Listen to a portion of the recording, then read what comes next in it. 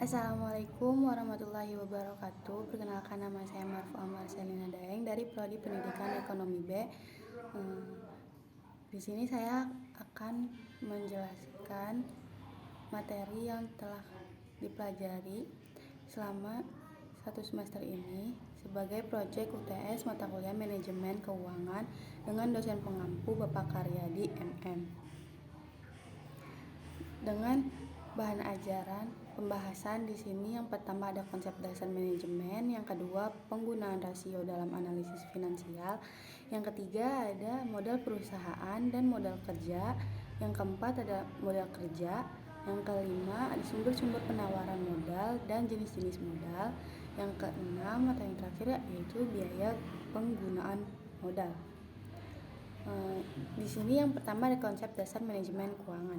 Manajemen keuangan adalah suatu proses dalam pengaturan aktivitas atau kegiatan keuangan dalam suatu organisasi, di mana di dalamnya termasuk kegiatan planning, analisis, dan pengendalian terhadap kegiatan keuangan yang biasanya dilakukan oleh manajer keuangan. Nah, tujuannya itu yang pertama memaksimalkan keuntungan berdasarkan keputusan yang tepat, pemanfaatan uang yang tepat, dan opsional supaya efisien terus terjaga. Yang ketiga ada mempersiapkan struktur modal yang bisa didapat di internal ataupun eksternal. Nah, selanjutnya fungsinya yaitu perencanaan keuangan, yang kedua pengendalian keuangan, dan yang terakhir pemeriksaan keuangan. Nah, selanjutnya ada penggunaan rasio dalam analisa finansial. Menurut Harvindo tahun 2010 memberikan pengertian bahwa rasio merupakan suatu angka yang dibedakan dengan angka lainnya sebagai sebuah hubungan. Sementara Jonathan Golin pada tahun 2001 memberikan pernyataan tentang rasio yang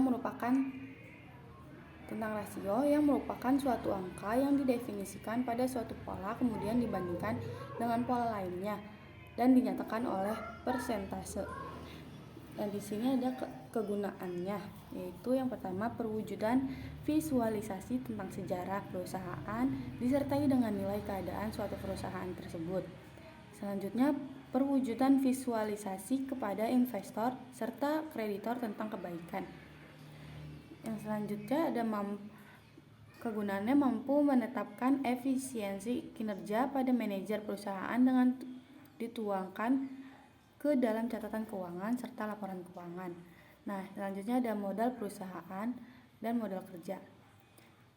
Modal ialah baik yang berupa barang konkret yang masih ada dalam rumah tangga perusahaan yang terdapat di neraca setelah debit maupun berupa daya beli atau nilai tukar dari barang-barang yang tercatat dalam sebuah kredit atau probeker. Nah, di sini ada berbagai macam modal. Yang pertama debit, kredit, modal aktif, dan modal pasif. Debit dibagi menjadi dua, yaitu modal konkret dan modal aktif. Sedangkan kredit, modal abstrak dan modal pasif. Dan modal aktif dibagi menjadi dua, yaitu aktiva lancar dan aktiva tetap. Modal pasif itu modal sendiri dan hutang. Struktur kekayaan dan finansial. Struktur kekayaan yaitu terdiri dari aktiva lancar 40% dan aktiva tetap 60%. Sedangkan struktur finansial modal asingnya 25% dan modal sendirinya 75%. Modal kerja. Weston dan Copeland tahun 1997 nomor 239 menjelaskan modal kerja ialah analisis saling berhubungan antara aktiva lancar dengan kewajiban lancar. Giffman tahun 1994 pada menjelaskan bahwa modal kerja ialah jumlah harta lancar yang merupakan bagian dari investasi yang bersirkulasi dari satu bentuk ke bentuk yang lain dalam suatu kegiatan bisnis. Tujuan manajemen modal kerja yang pertama adalah mengoptimalkan pengeluaran dalam sebuah tingkat penjualan. Yang kedua dapat menghargai modal kerja sehingga pembayaran kebutuhan selalu dilakukan tepat waktu. Yang ketiga, proteksi dari krisis modal kerja. Nah, yang selanjutnya faktor-faktor yang mempengaruhi modal kerja. Yang pertama adalah sifat atau jenis perusahaan. Yang kedua, waktu yang diperoleh untuk memproduksi barang yang dijual. Yang ketiga, syarat pembelian dan penjualan. Yang selanjutnya, tingkat perputaran persediaan. Yang keenam, tingkat pertukaran piutang. Selanjutnya, volume penjualan. Dan yang terakhir, faktor musim dan siklus. Nah, selanjutnya adalah sumber-sumber penawaran modal dan jenis-jenis modal.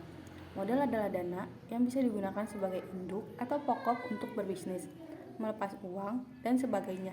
Dalam artian lain, modal adalah harta benda, bisa berupa dana, barang, dan sebagainya yang dapat digunakan atau dimanfaatkan untuk menghasilkan sesuatu yang dapat menambah kekayaan atau keuntungan.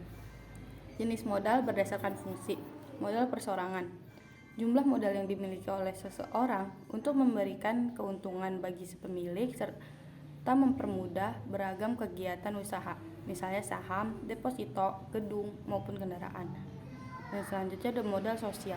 Pengertian modal sosial ini ialah modal yang dimiliki oleh sekelompok masyarakat dan memberikan keuntungan bagi mereka untuk menjalankan kegiatan produksi, misalnya jalan raya, jembatan, pasar, atau pelabuhan. Nah, jenis modal berdasarkan sumber. Yang pertama ada modal internal, yaitu modal yang berasal dari kekayaan pemilik perusahaan, modal para pemenang saham, penjualan surat berharga, atau modal yang didapatkan dari laba perusahaan. Selanjutnya ada modal eksternal, yaitu modal yang didapatkan selain dari kekayaan perusahaan.